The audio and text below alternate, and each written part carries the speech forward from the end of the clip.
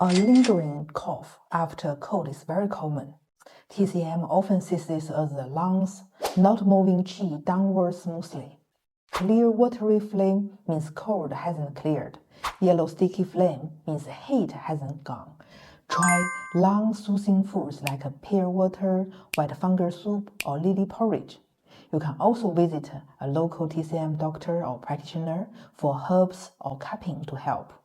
Avoid fried foods, sweet foods, cold drinks, and spicy foods.